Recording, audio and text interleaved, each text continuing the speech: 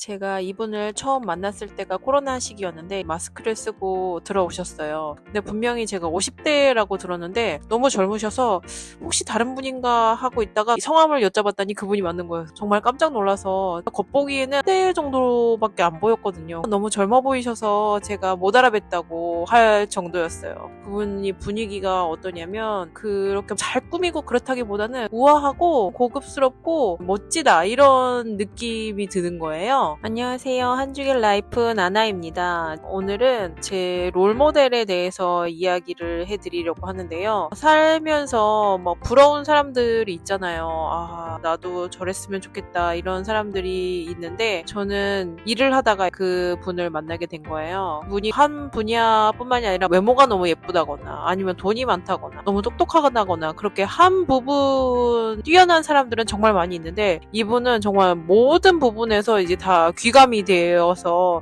나도 저런 어른이 되고 싶다 이런 생각을 하게 만드는 분이 계셨거든요. 그래서 저의 롤 모델이 되신 그분에 대해서 이야기를 해볼까 합니다. 일단 사람이 첫인상이라는 게 굉장히 중요하잖아요. 제가 그분을 보고서 정말 그 나이로는 절대 안 보인다라고 좀 호감을 가졌던 것처럼 첫인상이라는 게 굉장히 중요한데 제가 왜 그분한테 그렇게 젊고 우아한 첫인상을 받았냐고 생각해보니까 일단 그분은요 자세가 정말 좋으세요. 어깨가 쫙 펴져 있고 목이 길고 그리고 항상 이제 앉아있는 자세가 굉장히 우아하시거든요. 그리고 물을 드실 때나 아니면 음료 같은 거 마실 때도 보면은 항상 구부리는 적이 없어요. 꼿꼿하게 펴고 빨대나 이런 걸 이용해서 물 같은 것도 입 대고 마시지 않고 그런 부분이 굉장히 우아하고 멋져 보였고요. 아주 예쁘게 네일을 하고 이런 것도 아니에요. 헤어스타일도 엄청 한 것도 아닌데 그냥 다 깔끔하고 정돈되어 있다는 느낌을 받을 수 있는 거예요. 그리고 옷도 항상 심플하게 입으시는데도 불구하고 색깔이나 이런 게 되게 고급스럽고 항상 다림질 잘 되어 있고 그런 옷을 입으시다 보니까 사람이 굉장히 잘 관리되어 있다라는 느낌을 받을 수 있는 거죠. 그래서 제가 이분을 만난 게 벌써 5년이 넘었는데 10대 후반 정도예요. 딸이 지금 26, 7 그런데 이 따님이랑 너무 친한 거예요. 지금도 둘이서 해외여행도 가고 국내 여행도 가고 그리고 같이 콘서트도 가고 자주 시간을 보내고 있더라고요. 지금 따로따로 사는데도 불구하고 일주일에 한 번씩 만나서 런치도 하고 집에 초대해서 밥 먹기도 하고 그런 식으로 잘 지내고 있는데 이분은 그러니까 항상 옷을 고르실 때 나이에 맞춰서 옷을 고르지 않고 딸이랑 같이 쇼핑을 다니면서 딸이 좋아하는 브랜드에 가서도 자신에게 어울리게 있으면 그거를 산다는 거예요. 그래서 너무 내 나이가 몇인데 라고 이런 브랜드를 고집해야 된다 이제 어른의 브랜드를 고집해야 된다 이런 생각이 없이 젊은 브랜드라도 상관없이 자기에게 어울리는 걸 입는다라고 하시는 거죠. 그래서 그렇다 보니까 더 젊어 보일 수 있는 것 같고 그리고 백화점에서 퍼스널 컬러도 받으셨대요. 그래서 그거를 가지고 다니시면서 자기에게 가장 잘 어울리는 그런 색깔과 그리고 이런 질감 같은 거를 고르면 어느 브랜드라도 상관이 없다는 거죠. 그리고 가장 더 그분을 돋보이게 할 수 있는 게 아무래도 그 몸매 관리를 잘 했기 때문이라고 볼 수 있을 것 같은데 군살이 거의 없어 보이세요. 그 비결을 물어봤더니 꾸준히 요가를 하셨다고 하더라고요. 젊었을 때는 여러 가지 테니스, 골프 이런 것도 많이 하셨었는데 좀 나이가 들면서부터 실외보단 실내에서 할 수 있는 게 좋겠다라고 생각을 하셔서 10년 넘게 요가를 하셨고 요즘에는 필라테스를 하시고 있다고 하더라고요. 그래서 자세가 굉장히 곧으시고 군살이 별로 없어 보이시고 젊은 사람들 브랜드도 언제든지 소화할 수 있는 몸이 되는 것 같아요. 딸이랑도 항상 이야기를 나누면서 계시다 보니까 젊은 사람들의 마인드 같은 것도 잘 알고 계시고 그러니까 생각이 젊으시니까 겉으로 표현되는 부분도 다 젊게 보이는 것 같아요. 그래서 연장선상이라고 볼 수 있는데 딸이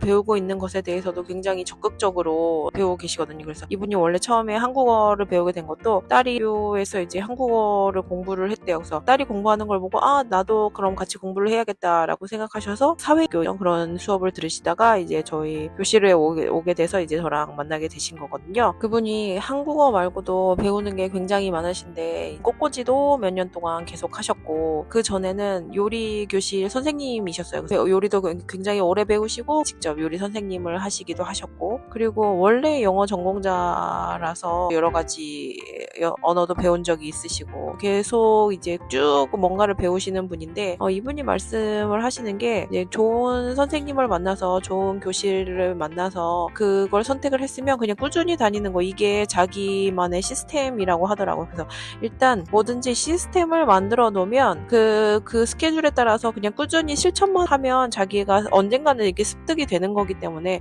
그런 스케줄을 만들어 놓는 게 가장 좋다고 하시더라고요. 그래서 되게 인상적이었던 게, 제가 처음 뵀을 때도 가방에서 항상 이 다이어리를 꺼내서 자신의 스케줄을 다 관리를 해서 이제 얘기를 해주시는 거예요. 지난주에 나는 뭐를 했었고, 그리고 이런 계획이 있고, 뭐 이런 때 항상 이런 거 필요하잖아요. 근데 그거 항상 그 다이어리에 다 정리를 하시더라고요. 그래서 굉장히 인상적이었던 게 생각이 납니다. 따님이 공부를 할 때도 어렸을 때부터 5, 6살 이럴 때 구몬교실에 가서 아이가 글씨 쓰기 연습이나 수학이나 하고 있을 때 그분은 같이 가셔서 뭐 그냥 기다리고 있는 것보다 그럼 나도 뭔가를 배우는 게 좋겠다 하고 해서 예쁜 글씨체 쓰는 연습 있잖아요. 손글씨 쓰기, 그런 연습을 하시면서 그 시간을 같이 기다려 주셨다고 하더라고요. 그래서 아이가 할 때 본인도 뭔가 같이 배우는 걸 계속 하셨고, 그리고 아이가 공부할 때도 공부하기 쉽게 항상 시스템을 만들어 주셨대요. 책장에서 한 번에 한 과목씩 꺼낼 수 있게 파일을 만들어 준다든지. 그래서 일단은 시작하기 전에 시스템을 만들어 놓는 게 좋다고 말씀하시더라고요. 이렇게 취미가 많으신데도 불구하고 이분이 책도 굉장히 많이 읽으시거든요. 그래서 언제 책 읽을 시간이 나냐고 했더니 항상 한두 권 정도는 가지고 다니시고, 그리고 자주 도서관에 가셔서 도서관에서 책을 빌리기도 하고 자기가 사기도 하고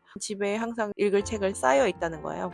그냥 꾸준히 읽으시는 거고, 지금은 뭐 오다볼 같은 걸 이용해서 뭐 오디오북이랑 뭐 이런 것도 집안일을 하면서 듣기도 하고, 그리고 한국 아이돌도 응원하고 있어서 콘서트나 덕질 같은 것도 열심히 하세요. 그래서 거기에서 만난 친구들하고도 글로벌 친구들이 많이 있어서 그 친구들하고도 사이좋게 지내시고, 그래서 굉장히 취미가 많으신데도 불구하고 여유로우신 거예요. 그래서 어떻게 이런 게 다 가능하냐라고 물어봤더니, 그러니까 이분은 빨리 뭔가를 잘해야겠다 이렇게 생각하지 않고 느긋한 마음으로 언젠가는 되겠지, 이런 시스템을 만들어 놓으면 꾸준히만 하면 뭔가 될 것이다 라고 생각하고 그냥 계속 하시는 거였어요. 그런 모습이 정말 어른의 배움이구나, 배움의 자세구나 라는 것을 느끼게 되어서 저한테는 굉장히 좋은 자극이 됐던 것 같아요. 또한 인상적이었던 것이, 이분은 정말 주변 사람들하고 사이가 좋습니다. 제가 뭐 지금 몇 년 동안 만나고 있는데도 절대로 누구를 탓하거나 비난하는 것을 들어본 적이 없어요. 남편분하고도 사이가 당연히 좋으시고, 시댁하고도, 친정 어머니하고도, 그리고 뭐 자기의 동생하고도 이런 가족 관계가 굉장히 좋으시거든요. 근데 제가 왜 이런 얘기를 하냐면, 일본에서 제가 오래 살면서 일본 사람들 중에서 가족하고 사이가 좋은 사람이 그렇게 많지가 않아요. 연락을 되게 자주 하고 자주 만나고 그런 사람이 별로 없고,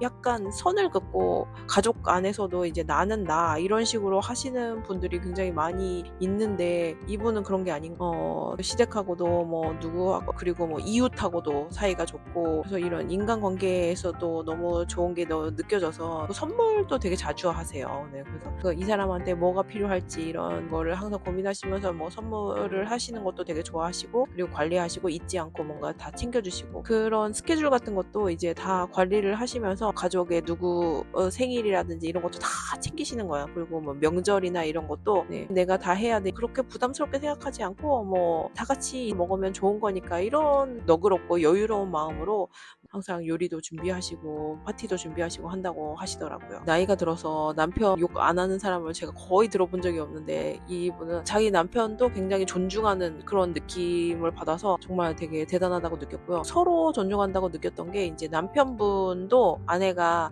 행복해야 집안 분위기가 전체가 좋다라고 생각해서 이런 여러 가지 취미 활동이나 굉장히 적극적으로 지원을 해주시고, 만약에 이분이 일을 했다가 안 했다가 하고 있는데 뭐 일을 해도 좋고 안 해도 좋고, 그거는 당신이 원하는 만큼 원하는 대로 사시면 돼요. 당신이 행복하면 가정이 전체적으로 행복한 거니까 라고 그렇게 지원을 해주신다는 거예요. 그래서 정말 두 분 다 모범이 되는 어른이구나, 모범적인 부부구나라는 것을 생각하고 있습니다. 우리가 어떤 유럽이나 서양에서는 중산층의 조건에 대해서 외국어 구사 몇 개국어를 구사하느냐, 그리고 운동을 어떤 걸 하고 있느냐, 그리고 악기를 연주하느냐, 그리고 직접 요리를 하느냐, 이런 것도 다 합쳐서 이제 중산층의 조건이라고 하더라고요. 근데 이분을 보면서 정말 다 부합하는 분이 아닌가라고 생각을 하게 되었고요. 나도 저런 어른이 되고 싶다라는 생각을 많이 하게 된 거예요. 저도 그래서 이분을 만나면서부터 이제 요가도 꾸준히 하고 있고, 그리고 운동도 여러 가지 배우기 시작했어요. 그래서 수영도 하고, 그리고 근육 트레이닝도 하고, 필라테스도 하고, 그래서 매일매일의 생활에 운동이 없으면 안 되는 그런 시스템을 저도 만들었고요. 그리고 외국어도 꾸준히 하고,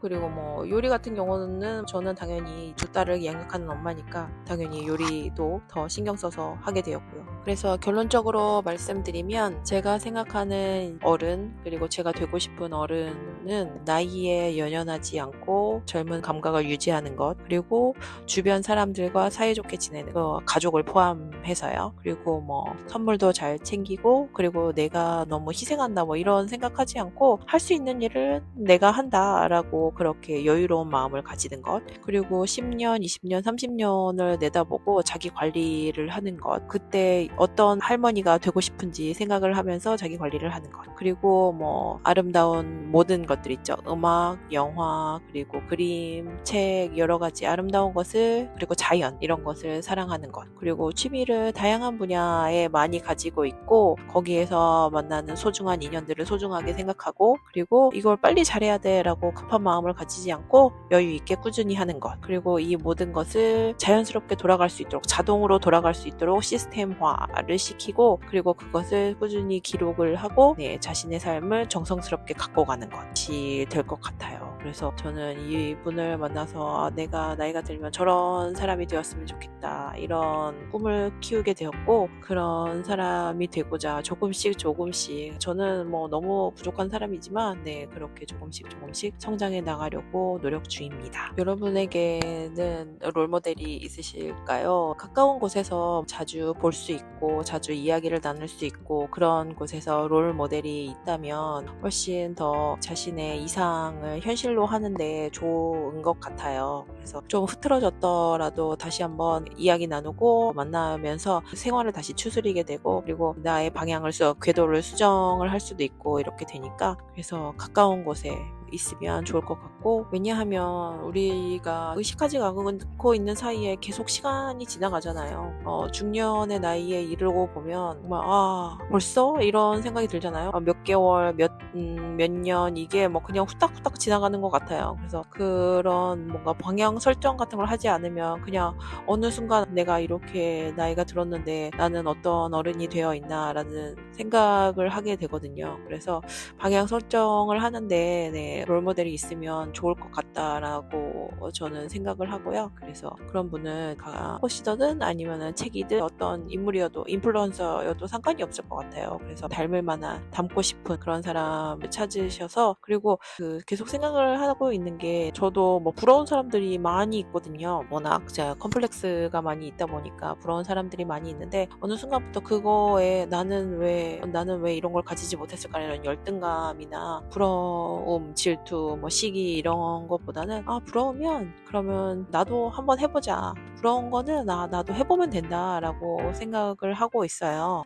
어떤 부분에 대해서 그 사람은 너무 만약에 지식이 많아, 정말 책을 많이 읽으시는 것 같아 생각을 하면은, 나도 아직 수준이 안 되지만 낮은 수준부터라도 읽으면 되는 거고, 운동 같은 경우도 나는 지금 당장 그 정도 체력이 안 된다 그러면 짧게라도 시작하면 되는 거고, 스트레칭이라도 먼저 시작하면 되는 거고. 그래서 너무 내가 부러워하고 뭔가 그 사람한테 자꾸 열등감이 느껴진다, 이런 부분이 있으면 그러면 내가 여기에 이 부분을 내가 어떻게 채우면 좋을까, 어떻게 이걸 해보면 좋을까, 그냥 해보는 게 가장 좋은 것 같아요. 그래서 저도 저의 롤 모델을 보면서 저의 부족한 부분을 채워갈 수 있도록 있습니다. 자, 오늘은 저의 롤 모델에 대해서 이야기를 해봤는데요. 재미있게 들으셨으면 좋겠습니다. 감사합니다. 한중일 라이프 나나였습니다.